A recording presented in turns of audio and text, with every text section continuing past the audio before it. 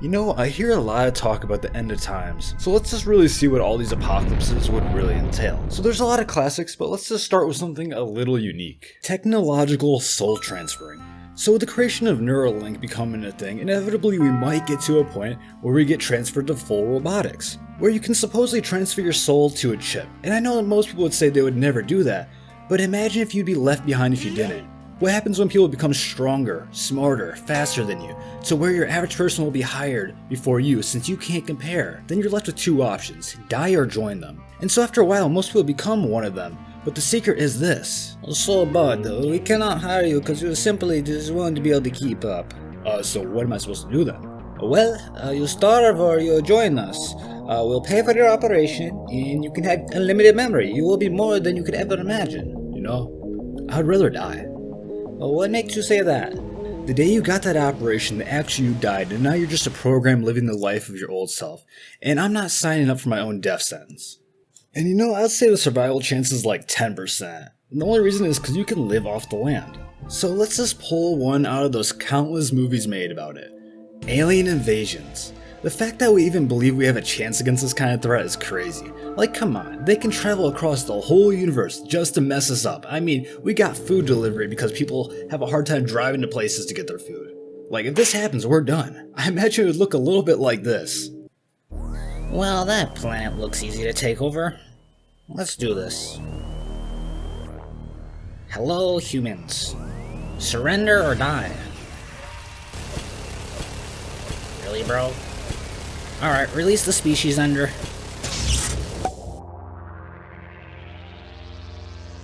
Survival rate? Probably about 1%. You know, the aliens might want to add us to the zoo or something. And you know, we can't forget about the sun exploding. It'd probably go a little bit like this.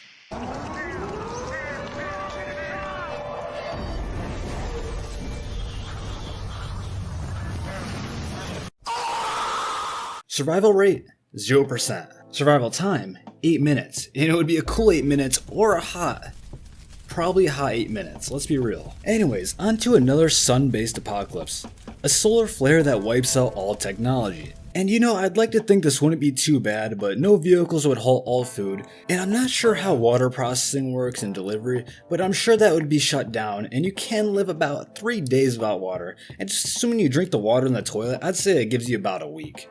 Yeah, I never realized the fragility of humanity till this. Anyways, it'd probably look a little like this.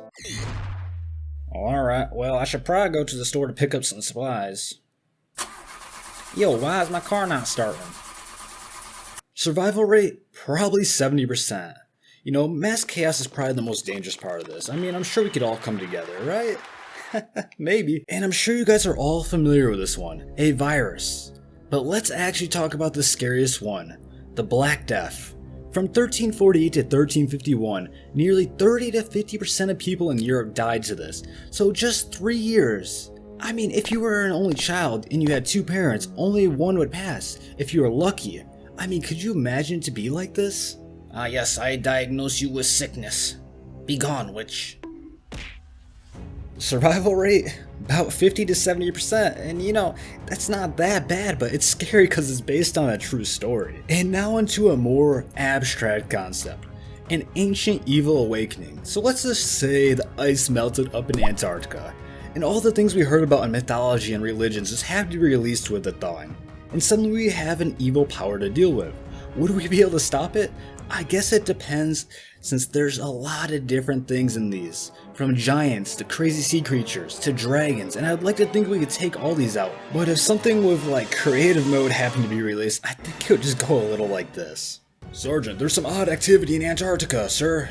Send the team in. Alright, Bravo 6. We're flying in. Yo, what is that?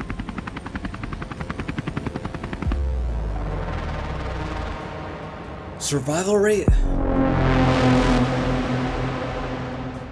And you know we can't forget about the classic of zombies. You know, I'd like to think this one wouldn't be that bad. I mean, believe it or not, I used to be a Call of Duty Zombies YouTuber, so I'm pretty good at taking out zombies, but it really depends on the type. Like, we talking World War Z? Or we talking Walking Dead? Like, if it's The Walking Dead, then bro, just speed walk. Like, they're not that fast. But I'm assuming it would go a little bit like this at the initial point of infection. Oh no! No, she didn't. Oh no. Hey yo, what's going on?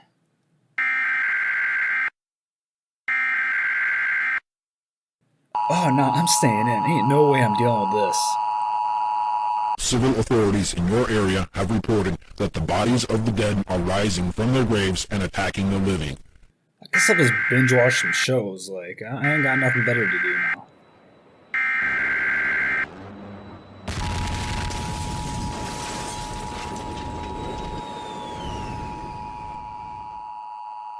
Survival rate? I would say 99%. It'd probably be shut down at the point of origin. And you know we can't forget about the robot uprising. You know, depending at what point we catch this one, it could be a different story. I mean, maybe The Matrix was a documentary and we already lost, but honestly, I think this one would be a major L. Like, if it gets to the point where they can create more without us and repair each other, I mean, metal's a lot stronger than the skin, and it would probably just go like this. Operation Dorbol shut down. Alright, let's do this, squad. Let's roll up onto this factory. They don't know we're coming for a minute. Oh no, they can see us through the walls. You know, the survival rate's anywhere between 0 to 100%. You know, they might want us as an energy source. And now onto mass nuclear warfare. You know, this one is really one of the more likely possibilities. And we have enough nukes on this planet to destroy every single city, so that's already at least 50% of the world gone. And then with the radioactive fallout and nuclear winter, chances are that number just gets a lot higher. But hey, at least the view from the city would look like this. Oh my, what is that?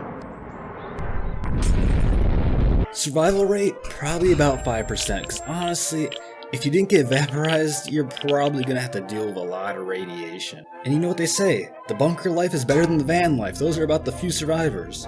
And speaking of realistic options, this one kinda scares me. A mass introduction of a chemical, whether it be through water, food, or air, making it impossible to have children. And so with that being the case, humanity really probably has 100 years left max. Unless we get really creative, and as time passes, the population will decline quickly. But hey, you probably can do whatever you want at that point. Yo, how do I land this? I don't even know how I got this off the ground in the first place. Yo, why did I think this is a good idea? Well, here goes nothing. The survival rating is the same as real life. No one makes it out alive. You know, sometimes I see people say they want the apocalypse to happen, but the reality of it is that they usually just want out of their own life. And you know what's crazy? It's not hard to get out of your own life. All you gotta do is do different things. I mean, if you feel miserable to the point where you want the world to end, then maybe you should check what you are doing with your time. I mean, we are never taught to live with purpose, and that's exactly how you lead yourself to an internalized apocalypse. And feel free to comment what apocalypse you'd like the most, and feel free to click this video right here.